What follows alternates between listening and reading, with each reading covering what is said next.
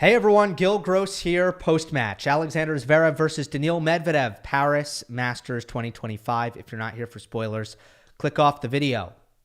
Alexander Zverev snapping his 5-match losing streak against Daniil Medvedev and winning in a third set tiebreak.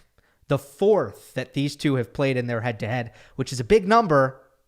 Medvedev has won 2, and now Zverev has won 2. The defending champion at the Paris Masters through to the semifinal, where he will face a Jannik Sinner who's played great tennis and has also looked exhausted at the same time. Exhausted or sick, I'm not sure which one. This is the fourth and final of the post-match marathon that I've done on this quarterfinal Friday for the Paris Masters. So if you haven't checked out the analysis of the other 3 quarterfinals, know that that is available. And for the audio listeners, I'm going to package them all together on Spotify and Apple. Please rate, please review, leave a comment on Spotify. I've been loving the new comment feature on Spotify. Anyway, not going to lie, I did run out of gas a little bit for this fourth quarterfinal. I did not watch every point of this match. I had to step out, reset, get some food in me. So I did miss some of this. So I'm going to really focus in. And I think it's appropriate in this case. I'm going to focus in on a lot of these big points, which swung the match. And what's so interesting about this head-to-head is, well, you have a player in Zverev who has always sort of been plagued by some clutch issues, getting tentative under pressure, forehand, second serve, not holding up under pressure. Medvedev, a guy I think has been pretty dynamite throughout his career, but that's gone away this year. I'll get into more detail later on, but I think the last 2 years, as his belief has dwindled, as some of the confidence has gone away, he's actually had some issues maintaining his regular level on big points and not making uncharacteristic mistakes and being able to kind of bring his best when it counts. All right, so there were a couple of moments that really stood out to me in this one. Let's start with the third set tiebreak. We'll get to a couple of match points that Daniil Medvedev had on his side. But let's start with the third set tiebreak. And 2 points that Alexander Zverev passed the test with flying colors. The first one was at 1-2, second serve Medvedev. He hit a soft, weak second serve at Zverev's forehand, and Zverev gave it exactly what it deserved. He stepped in and blasted a forehand inside out for a winner off the return. Bang. Now keep that in mind. That exact return off of a slow second serve on the ad side. Zverev came through here and knocked it down. The second serve was attackable, and Zverev attacked it appropriately with his feet and with the acceleration of his racket head. Both of those things were there. The next point that I thought Zverev did an exceptional job on was at 3-4. Still on serve. They get into a rally. Zverev earns some forehands with some time. He goes inside out hard, 3 in a row. Fourth one takes it inside in to force the error. 4 forehands in a row that Zverev strung together with excellent acceleration and combined with aggressive court position once again. Just he's on the baseline, swinging hard, stringing together attack, unlocking the full capability of his power potential. Really good to get the mini break. Medvedev ended up getting that mini break back with a nice forehand drop shot, a shot he played really well throughout the match, as well as I've ever seen him use that tactic. And then 5-6 on serve. Medvedev missed another first serve, rolled in the second. Zverev didn't do all that much with the return on this occasion, but it was actually, it turned out to be maybe a good idea for Zverev just to put the ball in play, because it was Medvedev who looked extremely uncomfortable playing a routine backhand and launching it beyond the baseline for an unforced error. A tight-looking swing. So it was Medvedev looking incredibly tight on that match point. There were 2 match points prior to that. They belonged to Medvedev. How did these play out? On match point 1, Zverev hit a good serve up the tee. Medvedev was leaning wide. We'll talk a little bit about why Medvedev was leaning wide in a moment. Daniil had good reason to.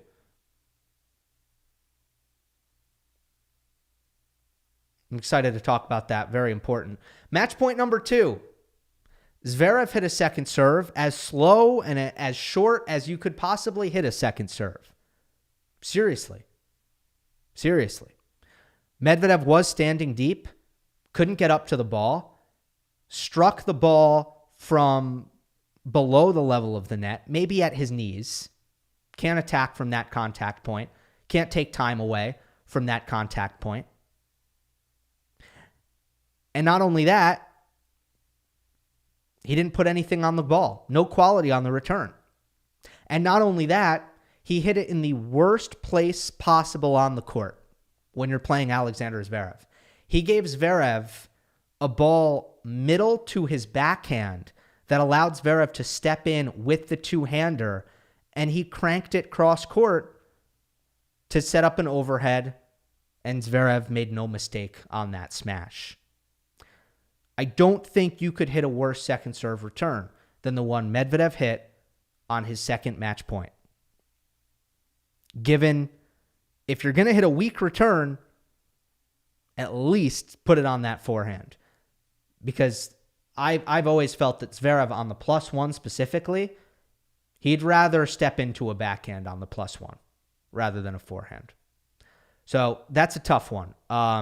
If you're kind of looking at the bigger picture, I thought Zverev looked more relaxed on the big points than Medvedev. By a lot. That was kind of the difference, right? Systematic clutch problem for Medvedev in 2025 continues. Tiebreak record for the year is 13-17.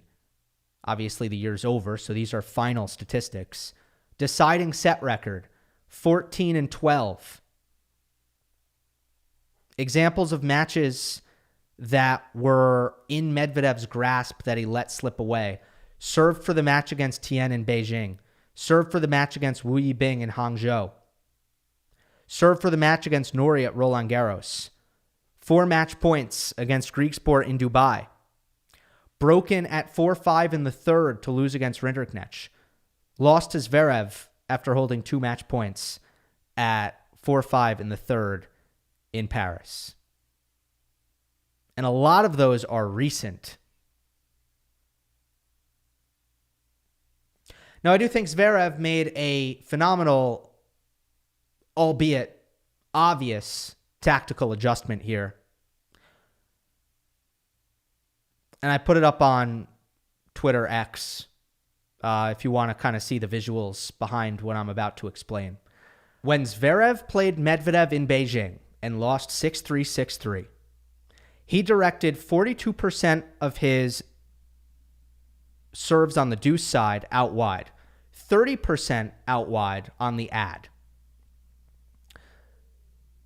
50% tee on the deuce, 60% tee on the ad. So he's favoring the tee serve, despite the fact that if you look at win rates, he was far more effective going to wide locations. Particularly egregious going wide on the deuce, where he was an efficient 90% win rate. Yet he was a disastrous 33% win rate going tee on the ad. So despite the wide locations being more effective, the tee locations were more frequent. That's got to change, right? In Paris, he went 61% wide on the deuce, 59% wide on the ad. So changing his frequency by about 20 percentage points on both sides, getting it down to below 40% tee serves. And that adjustment was very important in this match because once again, we saw far greater efficiency on the wide locations compared to the tee. He won 80% of his wide deuce serves versus 60 going tee. He won 68% of his wide ad serves versus 55% ad tee. So you could imagine if he went tee as much as he likes to go tee, he would have probably lost this match. But he finally adjusted to the Medvedev factor. Look, Zverev prefers the tee serve. Everybody knows that. He likes to go over the low part of the net, and it's his better serve, and he has one of the best tee serves in the world. But when Medvedev is standing on the back fence with that deep return position, it is really difficult to rush him on the serve, and you drag him to the middle of the court. And it's always been the case that because of the deep return position, Medvedev is less vulnerable to the tee serve and more vulnerable to the wide serve. So, look, I have not gone back and done a study on their entire head-to-head, but I would say just by looking at Beijing, that's unacceptable. Like that's unacceptable. First of all, this is part of why the head-to-head has been as lopsided as it is, because right away you see a matchup issue where Zverev's favorite serve equals Medvedev's favorite return, right? You don't want that. You want your strengths going at your opponent's weaknesses. You don't want your strengths offensively going at your opponent's strengths defensively, right? That's obvious. So right away you see that. But you've got to adapt. And against Medvedev, come on now. You cannot serve majority tee against Daniil Medvedev. This goes for everybody on tour. Everybody. And Sinner figured this out too back in 2023. He was making the same mistake. And then he stopped making that mistake and started having way better results against Medvedev. Hit your damn wide serve. You don't serve tee against him. Right? All right. I want to talk about one more thing that is a Medvedev topic, which is, did Medvedev finally figure out how to go bigger on the forehand? A lot of people observing him throughout Paris have remarked that he may be going bigger on the forehand, more offensive and aggressive on the forehand. And I think in general, it's been a thought that not only has Medvedev done that in Paris, but he's done it in this post-US Open stretch as a whole. So again, I now have access to the Courtside Advantage program, data by Tennis Viz, powered by TDI. So I got to kind of go under the hood here and see what I could find. I found that Medvedev's speed for Paris was up 1 mile per hour for his 52-week average. I found that in the post-US Open stretch as a whole, there was no change in speed. 72 miles per hour across the board, which is below the tour average of 76 miles per hour. However, what I did find, both if you look at the Paris run and if you look at the entire post-US Open stretch, is that RPM is up and that net clearance is up, that in percentage is up 1%, 86% to 87%, and that shot quality is up. So that's not nothing, because all of these things in theory, other than shot quality, which is complex and takes into account many things, a lot of these things can be related. More topspin, more net clearance, more in, without much of a sacrifice on speed. All right. So that is something I think pretty tangible. I know there were probably aspects of this match that I did not cover. I apologize for that. Feel free to chat about some of those things in the comments. But as I said, going on the fourth match of the day, I ran out of steam a little bit. So I've done what I can here.